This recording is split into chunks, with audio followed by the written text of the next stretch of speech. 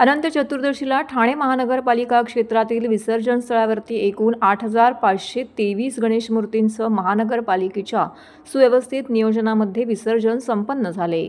त्यात सार्वजनिक मंडळाच्या 321 गणेश मूर्तीही होत्या।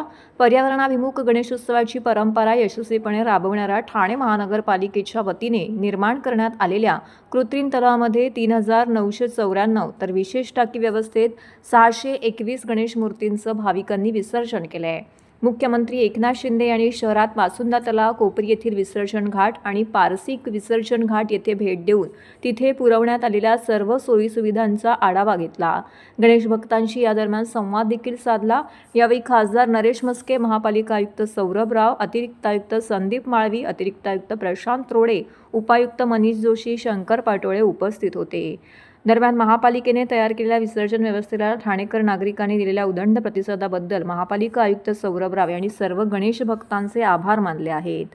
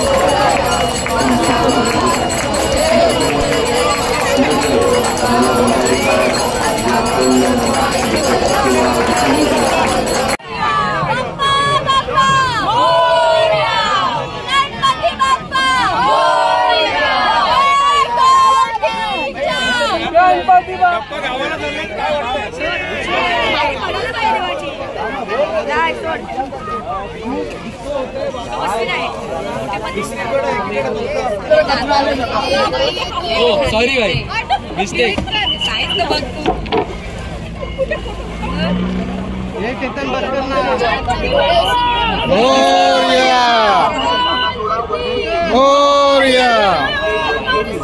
लवकर या। बस कचरा